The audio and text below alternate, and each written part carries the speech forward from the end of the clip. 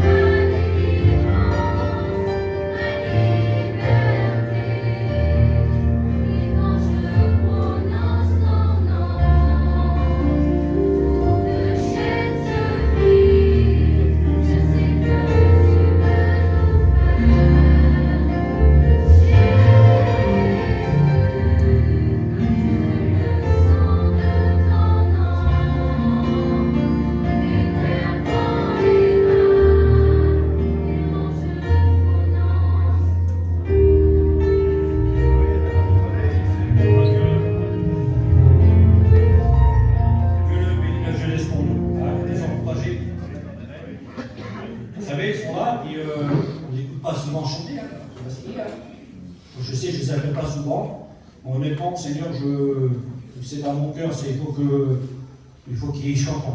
quand les voix chanter. Ça, c'est des encouragements qu'ils ont besoin de recevoir. Hein. L'église pas Dieu de chanter devant l'église, c'est quelque chose de merveilleux. Chantez, vous voyez vos enfants, hein, l'église pas Dieu, qui sont vaillants pour le Seigneur, et puis que Dieu les bénisse. Voilà, on passe pour l'offrande. Je demandais à David et à Yuri, hein, qui nous ici là. Ça, c'est l'offrande du culte. Hein. Et après, on passera pour l'offrande missionnaire. Ça, c'est l'offrande du culte. Allez, un petit cœur joyeux. Allez, on va les mains.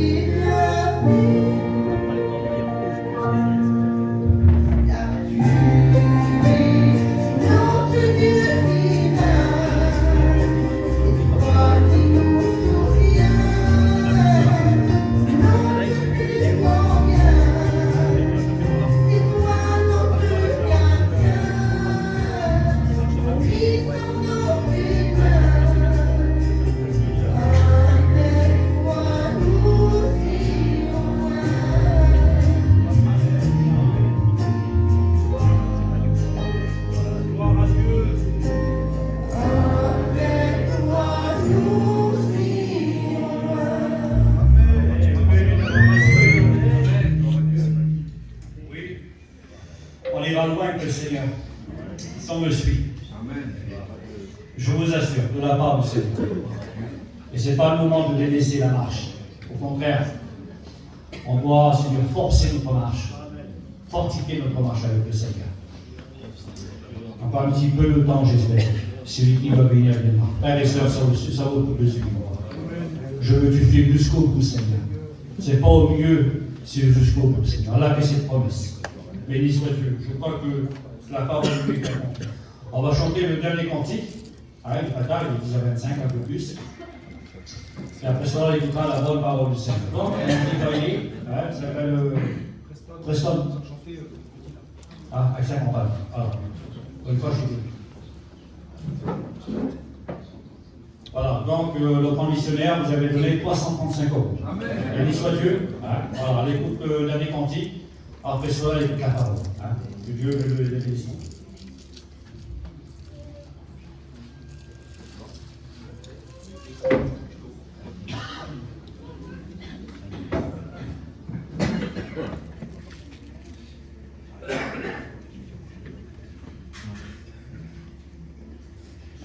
Gloire à Dieu.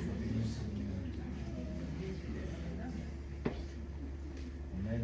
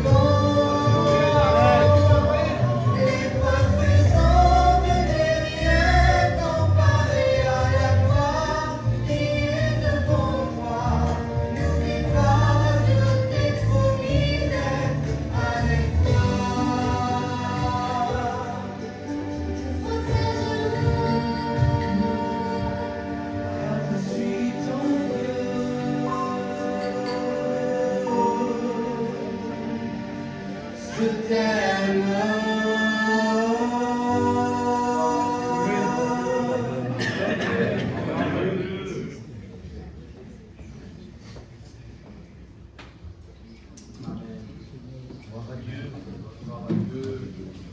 au Seigneur.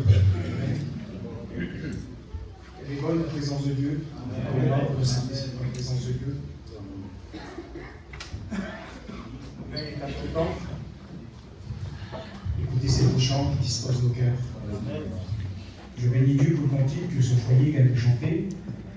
J'aurais voulu, moi, qu'ils chantent le cantique qu'ils avaient chanté vendredi.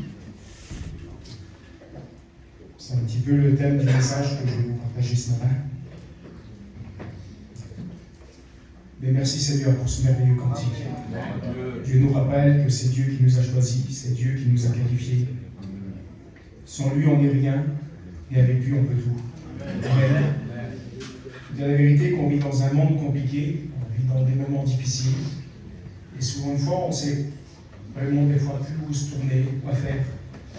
On cherche la volonté de Dieu. Mais le plus important, vous savez ce que c'est dans l'épreuve? C'est qu'on continue à chercher ce que Dieu a pour nous.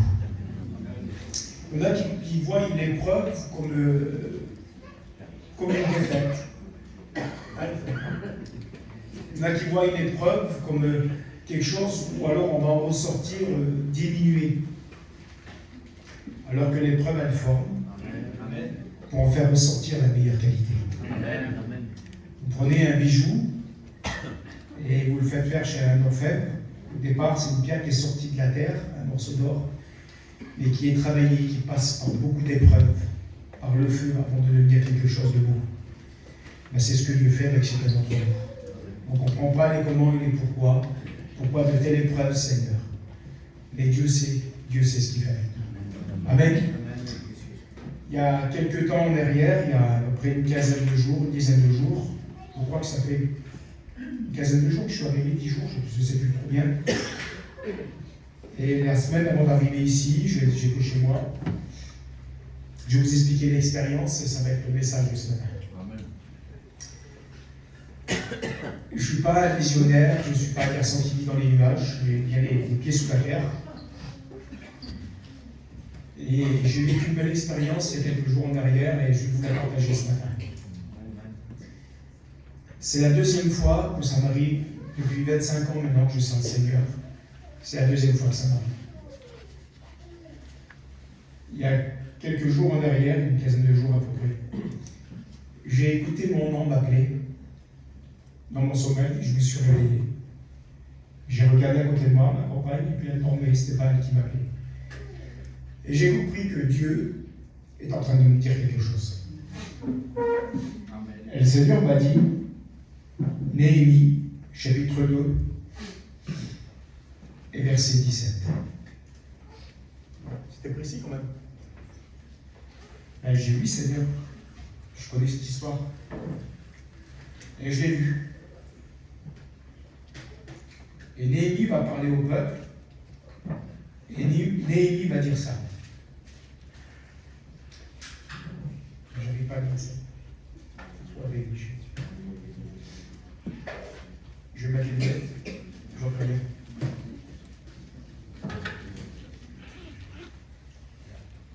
Voilà ce qu'il est dit. Néhémie va parler au peuple et va leur dire: je leur dis alors, vous voyez le malheureux état où nous sommes.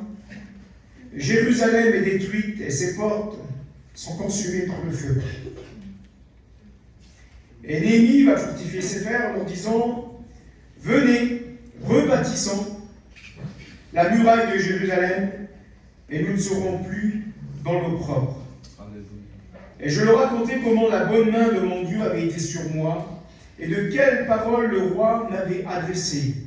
Ils dirent: levons-nous donc et bâtissons. Ils se fortifièrent dans cette bonne résolution. Amen. Quand on lit cette histoire, vous savez, on comprend, et puis je disais: Seigneur, pourquoi cette histoire-là? Mais pour la comprendre, il a fallu que je lise d'abord le chapitre 1er, le chapitre 2, et ce matin, toute la semaine, j'ai regardé cette histoire, et ce matin, je n'ai même pas fait attention, j'ai commencé du chapitre 1er, j'ai rien vu passer, je me suis retrouvé au chapitre 9. Et j'ai lu 9 chapitres pour comprendre cette histoire. Parce que je ne sais pas si vous êtes comme ça, mais moi je sais que je le fais souvent. Quand je lis une histoire de la Bible, pour la comprendre, je reviens en arrière. Par exemple, du verset 17, j'ai lu le verset 16, le 15, le 14, je suis revenu jusqu'au début pour pouvoir comprendre l'histoire de la parole de Dieu. Parce que la parole de Dieu, c'est un puzzle et tout ça s'assemble ensemble pour qu'on puisse comprendre. Dieu a donné le moyen pour qu'on puisse comprendre sa parole. Et puis, quand j'ai écouté cette voix qui me parlait et qui me disait qu'il fallait que je lise ce verset, et je lui dis, Seigneur, quand cet homme voit ce verset, vous voyez le malheureux état où nous sommes. Jérusalem est détruite et ses portes sont consumées par le feu. Et le Seigneur me chargeait d'un message. Et vous savez ce que Dieu me disait dans mon cœur? Il faut que tu prennes conscience aujourd'hui. Il faut que l'Église prenne conscience aujourd'hui. Que trop de vos frères et sœurs sont partis en ruine. Que leur vie, il y a des vies détruites autour de vous. Et on n'a plus le droit de fermer les yeux. Il faut revenir à l'essentiel. Pour pouvoir se consacrer, pour pouvoir être le moyen de bénédiction les uns pour les autres. Il faut dire la vérité aujourd'hui. Quand un frère a mal fait ou une sœur a mal fait, on sait peut-être des fois plus vite à juger ou pointer du doigt, alors que le Seigneur nous demande de tendre la main. On est un peuple qui est bizarre, il faut dire la vérité devant Dieu. Quelqu'un qui a péché, il semblerait qu'il ne faut plus lui parler, il semblerait qu'il ne faut même plus avoir un contact avec, alors qu'on doit lui tendre la main. C'est biblique de tendre la main. Et quand Néhémie, je lisais cette histoire-là, voilà ce qui se passe quand vous lisez le chapitre 1er. Néhémie, il est dans un autre pays, il n'est plus en Israël, et Néhémie va entendre parler que la ville de Jérusalem a été en guerre et que la ville de Jérusalem a été détruite. Et quand quelques hommes arrivent de Jérusalem, Néhémie va les questionner et va leur poser des questions au sujet de Jérusalem et au sujet des gens qui étaient restés à Jérusalem. Et à ce moment-là, vous savez ce qui se passe? C'est que les gens vont rapporter une nouvelle qui n'est pas terrible. Il faut dire la vérité qu'aujourd'hui, quand on entend une nouvelle des fois pas terrible, pour certains, excusez-moi du mot, c'est les friandises dans leur bouche, ils aiment bien les rapporter. Au lieu de dire, frère, tu ne devrais pas dire ça, ma soeur, tu ne devrais pas dire ça. On est des enfants de Dieu, on ne se réjouit pas du malheur des autres. On est là pour tendre la main et on doit se placer devant Dieu dans notre prière. J'ai donné un titre à mon message et j'ai marqué ici, il est temps de revenir à l'essentiel. Mais c'est quoi l'essentiel dans nos vies? Et j'ai marqué dessous, l'activité ne remplacera jamais l'intimité. On peut avoir de l'activité toute l'année pour Dieu. Mais ce que Dieu nous demande avant tout, c'est d'avoir de l'intimité. Amen. Je vous lis l'histoire, on la continue ensemble. Écoutez, je reviens en arrière dans le chapitre 1er. Et voilà ce qu'il va dire à partir du verset 2 du chapitre 1er. Anani, l'un de mes frères, et quelques hommes arrivèrent de Juda, et je les questionnai au sujet des Juifs échappés qui étaient restés de la captivité et au sujet de Jérusalem. Ils me répondirent, ceux qui sont restés de la captivité sont dans la province au comble du malheur et de l'opprobre. Les murailles de Jérusalem sont en ruine et ses portes sont consumées par le feu. Et c'est ce qui a touché mon cœur. Et Néhémie va dire, lorsque j'entendis ces choses, je m'assis et je pleurai, je fus plusieurs jours dans la désolation. Je jeûnai et je priai devant le Dieu des cieux, et je dis, ô Éternel, Dieu des cieux, Dieu grand et redoutable, toi qui gardes ton alliance et qui fais miséricorde à ceux qui t'aiment et qui observent tes commandements, que ton oreille soit attentive et que tes yeux soient ouverts. Écoute la prière que ton serviteur t'adresse. Amen. Quand on lit cette histoire-là, j'ai été touché dans mon cœur. Et je me dis, quelle beauté c'est là. Quand il a appris cette nouvelle-là, la Bible dit qu'ils étaient dans l'opprobre. L'opprobre veut dire, ça veut dire c'est une grande honte.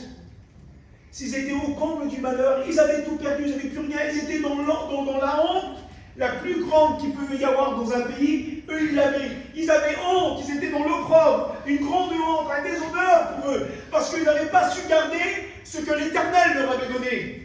Il faut dire la vérité que le peuple juif, c'est le Seigneur qui leur a donné ce pays. C'est Dieu qui leur a donné ce pays. Mais à chaque fois que le peuple a désobéi, il s'est passé toujours de grandes catastrophes pour eux. Et à ce moment-là, lorsque Néhémie entend cette nouvelle-là, il est attristé. Il fait plusieurs jours dans la tristesse, la Bible dit, mais il fait quelque chose que je voudrais qu'aujourd'hui nous le vivons et nous le mettons en pratique. La Bible déclare qu'il va s'asseoir et qu'il va jeûner et prier. Amen. Mais ça veut dire quoi? Où c'est que je veux en venir ce matin? Je voudrais en venir à l'essentiel dans nos vies, mes frères et sœurs. Lorsqu'on passe par des moments difficiles, lorsqu'on entend que dans certains foyers, l'ennemi a fait des ravages, la première des choses qu'on doit se faire, avant de mettre de l'activité, on doit avoir de l'intimité. On doit se placer dans la prière, on doit prier, on doit jeûner. Et c'est comme ça qu'on remporte des victoires. Amen. Pourquoi je vous parle de ça? Parce que je l'ai vécu. Et je sais que beaucoup de frères, nous, nos anciens, ont vécu ces choses-là. Lorsque, des fois, pour les églises, et je sais que, là, les pasteurs, ils savent de quoi je parle, quand on est responsable d'église, et quand on écoute, ben, t'as vu un tel là-bas, il a joué ça, t'as vu un tel là-bas, c'est comme ça, t'as vu qu'il y a un manque, les gens viennent moins à la réunion, on est attristé dans nos cœurs. On a envie que les choses de Dieu, ça marche bien, on a envie que l'église soit pleine, on a envie de voir des chrétiens prier, c'est le désir d'un serviteur de Dieu. Et à un moment donné, c'est ce que lui, Néhémie, comprend. Il comprend que ses frères et sœurs, ils sont au comble du malheur. Ils ont tout perdu, ils n'ont plus rien. À ce moment-là, il aurait pu très bien aller voir le roi. Mon roi, je suis ton échanson. Vous savez ce que c'est l'échanson du roi? C'était celui qui portait le vin au roi. C'était pas un goûteur, hein. Il ne goûtait pas le vin. Mais le vin avait déjà été goûté par quelqu'un avant.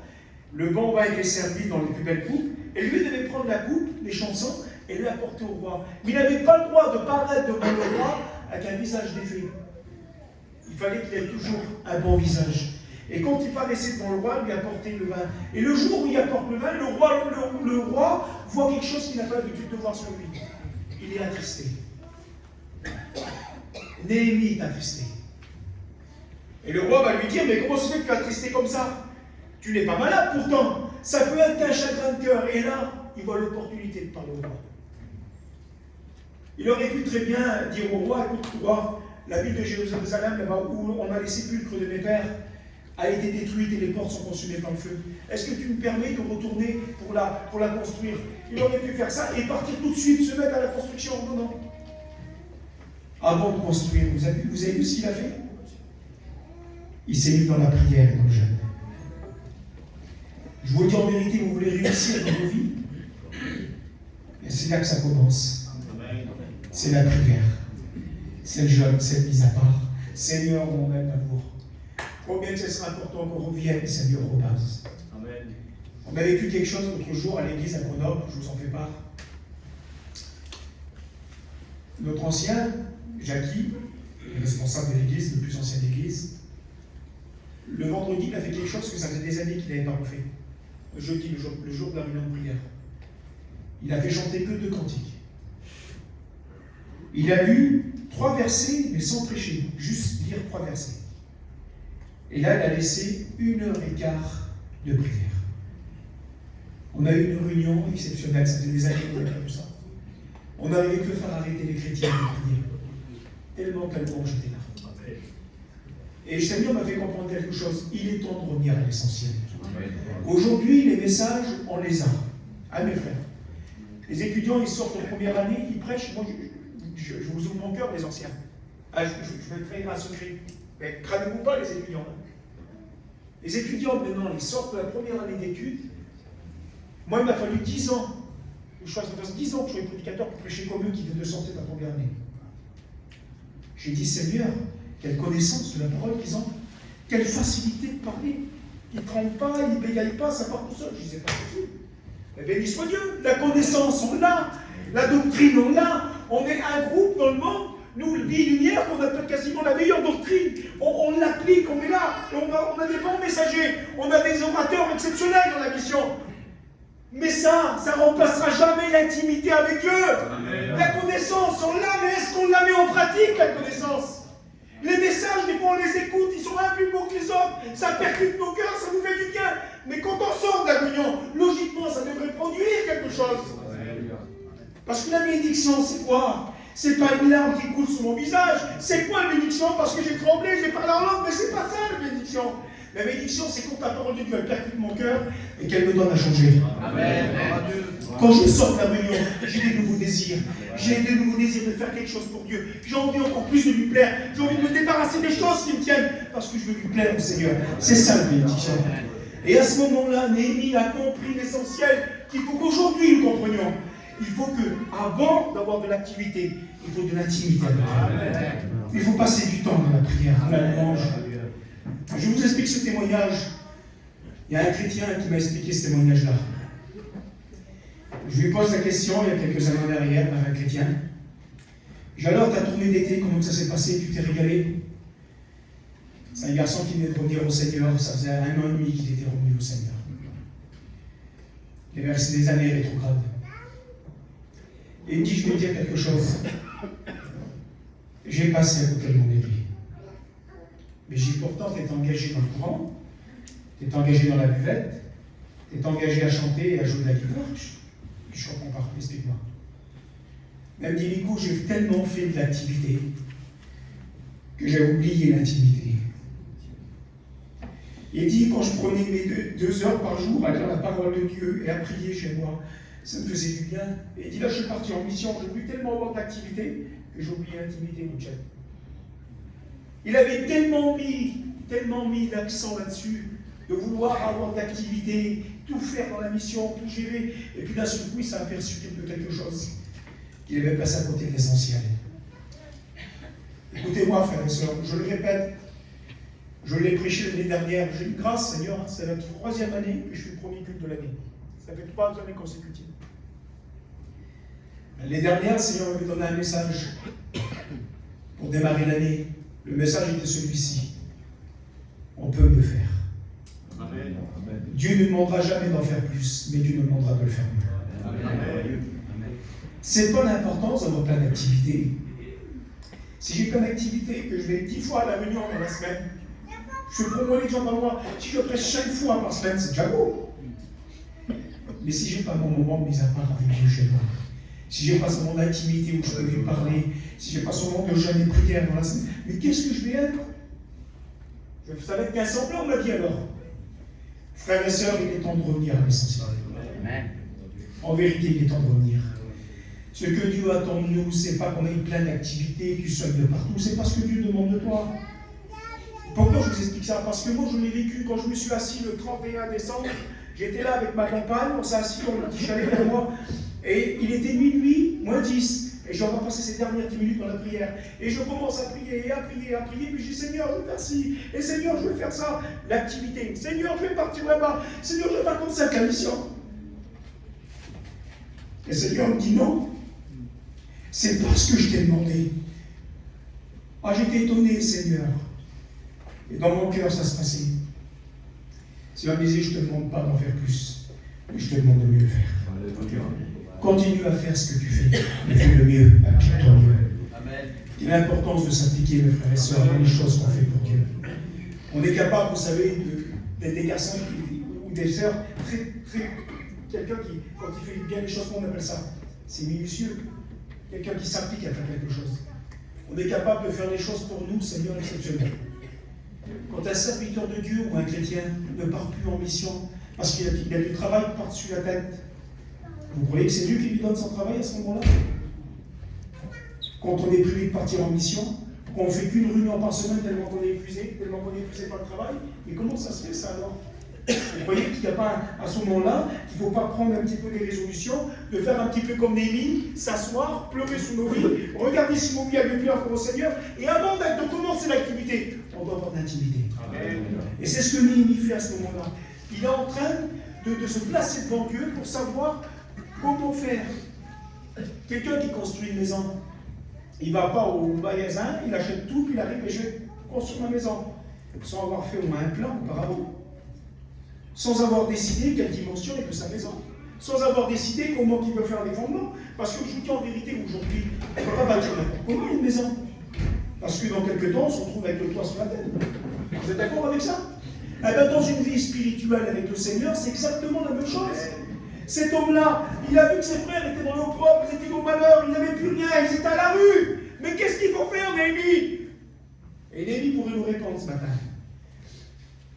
Eh ben, avant de prendre du bois avec moi, de prendre des mains pour aller travailler, pour relever les pierres, il faut d'abord prier. Et savoir quelle est la volonté de Dieu. Vous avez vu, il y en a qui sont jamais, ils sont toujours indécis, ça me parle. Vous allez vers eux au mois de janvier. Alors, tu fais quoi cette année? Tu pars où en mission? Je ne sais pas. Tu vas faire quoi pour le Seigneur dans l'été? Je ne sais pas. Il y a 135 groupes qui tombent en mission, 135 chapiteaux. Avec qui tu pars? Je ne sais pas. Seigneur, un chrétien, il travaille où il se trouve pour Dieu. Un diacre n'a pas besoin de travailler que dans son église, il travaille où il se trouve. Il se trouve de là où il part, il travaille pour Dieu. Un serviteur de Dieu. Si, alors, on serait malheureux, nous les pasteurs, si on prêcherait que dans notre église. Comment on ferait ailleurs alors? Seigneur, je crois qu'il est temps de revenir. Et de savoir comprendre ce que Dieu attend de nous. Si on n'est pas au point de rendez-vous que Dieu nous a fixé, parce qu'il dit ici, regardez ce qu'il va dire la parole de Dieu, Matthieu, chapitre 6 et verset 6. Mais quand tu pries, entre dans ta chambre, ferme la porte et prie. Et ton Père qui est dans le secret, et ton Père qui te voit dans le secret te le rendra. Seigneur, quelle importance! Avant de faire quoi que ce soit, rentre dans ta chambre, place-toi devant Dieu, prie pour savoir la volonté de Dieu, de savoir ce que Dieu attend de nous. C'est important ça aujourd'hui. Il semblerait qu'on voudrait tout faire, mais sans consulter Dieu. À chaque fois que le peuple hébreu, dans la Bible, a fait des choses sans consulter le Seigneur, qu'est-ce qui s'est passé, Michel? Des catastrophes. Chaque fois que le peuple de Dieu a voulu faire à sa façon, ça n'a pas marché. Souvenez-vous, lorsque l'arche a été construite, et si Noé n'aurait pas obéi au Seigneur, si Noé n'aurait pas fait avec le poids et les dimensions que Dieu lui a dit de faire, quelle catastrophe qui serait passée? Parce qu'on ne construit pas une vie chrétienne à notre façon à nous, on ne se dit pas, il n'y a pas d'évangile spécial voyageur, hein. Ça n'existe pas ça. Hein. L'évangile, il n'y a pas non plus l'évangile pour la jeunesse et pour les vieux, excusez-moi les anciens. L'évangile, elle est pour tout le monde pareil. Et on doit vivre notre vie avec l'évangile d'après ce que la parole de Dieu nous dit. Je construis ma vie de la façon que Dieu me le dit dans la parole, et pas de ma façon à moi. Et malheureusement, Seigneur, on est arrivé là. On en est arrivé là aujourd'hui. On a les meilleurs messages. On a des messages exceptionnels de la mission. Mais quand le prédicateur, il sort de la réunion, on sort de la réunion, il n'y a même plus de bonne résolution en nous. On essaye même plus de changer. Je me souviens, moi. Il y a 30 ans bientôt que je suis chrétien. Mais je me souviens, j'étais petit. Il n'y avait pas des grandes connaissances de nos pasteurs. Ils savaient à peine lire la parole de Dieu, mais ils disaient 2 mots. Et puis certains chrétiens, quand vous leur disiez quelque chose, ah non, hein, ça que tu dis là, c'est pas biblique ça. Je crois pas, hein. Moi j'ai jamais vu le pasteur dire ça. Ils allaient vite dans les pasteurs, pasteur il a dit ça, comme ça, est-ce que c'est vrai? Ils venaient vite se renseigner pour savoir si c'était vrai ou pas vrai. Parce qu'ils n'avaient pas de grande instruction, mais ils avaient un cœur comme ça pour Dieu. Quand on veut vivre que pour lui, quand on veut s'incliner devant lui, d'abord rechercher sa présence. On n'a pas besoin d'avoir plein d'activité, mes frères et sœurs. C'est parce que Dieu nous demande aujourd'hui. Il y en a trop qui veulent avoir de l'activité, ils veulent prêcher à l'étranger, ils veulent prêcher en France, ils veulent prêcher à la chapiteau, ils veulent être de France à l'église, ils veulent partir là-bas, ils veulent faire ça. Mais tiens-toi au pied du Seigneur déjà, et là tu sauras ce que Dieu attend de toi. C'est ce que Dieu attend de nous, mes frères et sœurs. Et aujourd'hui, je pense qu'il serait temps, et je sais que les serviteurs de Dieu sont d'accord avec moi, il serait temps, je pense, qu'on revienne à l'essentiel. Arrête de courir, essaie de tout faire. Fais une chose, mais fais-le bien. Applique-toi à le faire. C'est ce que Dieu te demande ce matin. Et puis Néhémie va aller voir le roi. Il va expliquer au roi ce qu'il veut. Et le roi va tout mettre en œuvre pour lui. Je te dis, le roi des rois, le Seigneur des seigneurs, celui qui écoute ta prière. C'est tu t'humilies devant lui, tu te places devant lui ce matin. Il te dira comment faire. Il te dira ce qu'il faut faire. Avec quel matériau construire ta maison. Parce que lui, quand il arrive dans le roi, il a dit voilà, tu vas me donner des lettres, je vais passer de l'autre côté. Je vais aller voir la ville de Jérusalem, genre ce qui se passe. Mais j'ai besoin des lettres pour passer le fleuve. Et j'ai besoin des lettres aussi pour aller chercher du bois, pour reconstruire. Et quand Néhémie arrive dans le pays de Jérusalem, il s'aperçoit de la désolation de ses propres yeux, de ce qui vient de se passer, que le peuple a tout perdu, que le peuple n'a plus rien. Et à ce moment-là, la Bible dit qu'il monte sur son cheval et qu'il fait le tour de Jérusalem. Le dégât est considérable. Les murailles sont en ruine de partout. Les plus petits murs, comme les murs les plus élevés, tout est écroulé. Les portes sont brûlées. Mais comment faire, Seigneur? Je leur dis alors, vous voyez le malheureux état où nous sommes. Jérusalem est détruite et ses portes sont consumées par le feu.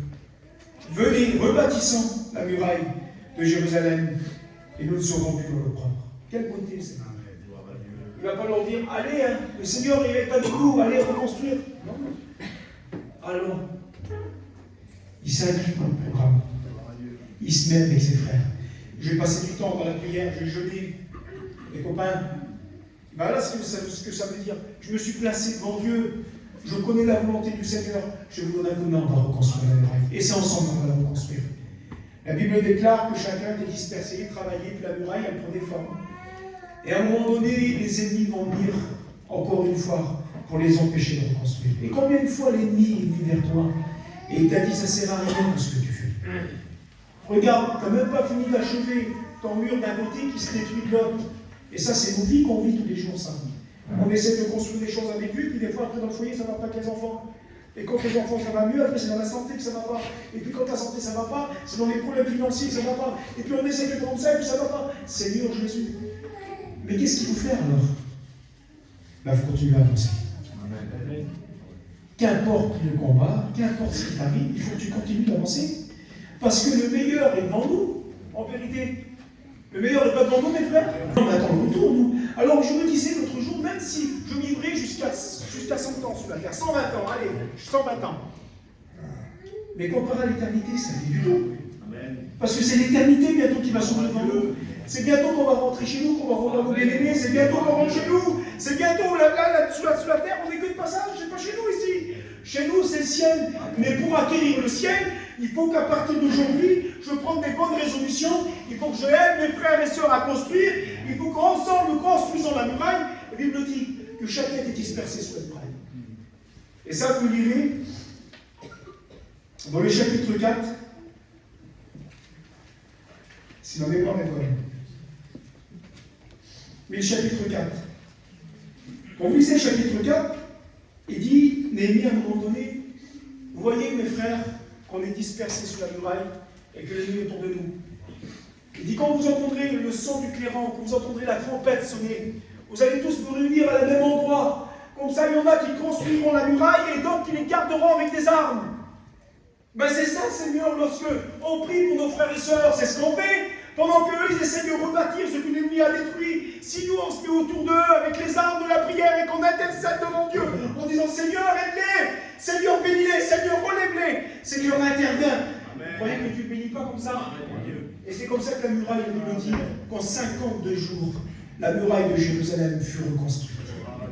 En 52 jours, vous imaginez? Je ne sais pas si aujourd'hui, avec les moyens qu'on a, si on y arriverait. En 52 jours.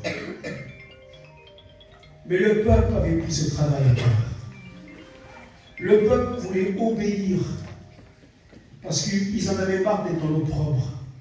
Marre d'être dans le déshonneur. Marre d'avoir que l'ennemi les avait détruits et qu'ils avaient une honte sur eux. T'en as pas marre de ta vie? Honnêtement parlé, toi et moi. T'en as pas marre? Tu voudrais pas changer? Tu voudrais pas que des choses nouvelles renouvelées, qu'il y ait un renouveau en toi? Ben c'est possible ce matin. C'est possible de reconstruire, de rebâtir et de repartir avec lui. C'est possible ce matin. Parce qu'on a allé du recommencement.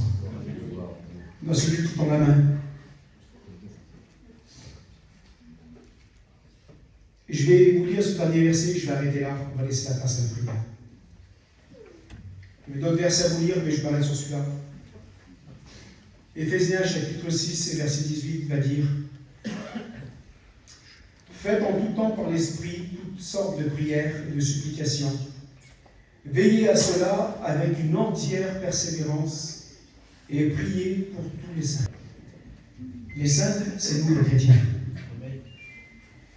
Et la parole de Dieu nous encourage à prier les uns pour les autres. Amen. Priez pour tous les saints, priez pour vos frères et sœurs. Vous savez, quand nous, tout va bien chez nous et qu'on a du temps pour Dieu, Quelle importance d'intercéder pour ceux qui passent par la difficulté. Un jour, je vous dis ce qui est dans mon cœur ce matin. On est venu vers moi et puis on m'a parlé d'un prédicateur qui venait de faire des ministères. Il m'a dit, t'as vu un tel, ce qui est arrivé comme ça. J'ai commencé à pleurer, je ne dis pas comment. Et la personne qui me rapportait ça, on a dit qu'il y avait un petit peu comme une réjouissance dans son cœur à dire ces choses-là. Et je dis, arrête s'il te plaît, arrête de parler. Tu vois pas que tu es en train de me faire du mal? J'ai dit, moi je ne me réjouis pas de ça. Je suis malheureux dans mon cœur de savoir qu'un frère vient perdre un ministère. J'en dois pas se réjouir de ça. Tu sais ce que tu devrais faire? Tu devrais prier pour lui. Frères et sœurs, il faut qu'on intercède les uns pour les autres. Je me souviens quand j'étais petit, et nos parents nous amenaient avec à la réunion, des fois on se dormait en dessous des chaises à la convention. On écoutait des louanges, des prières, on écoutait tout le monde prier. Quel bonheur, Seigneur. Il faut revenir à l'essentiel. Les messages, on les a, la parole de Dieu, on l'a. Mais reviens à l'essentiel. Arrête de courir, d'essayer d'avoir de l'activité. Il faut de l'intimité avec toi. Il faut que tu te retrouves en Dieu. Il faut que tu passes un moment. On baisse notre tête, on prie le Seigneur. Et je vais demander à votre chef de nous lancer la prière.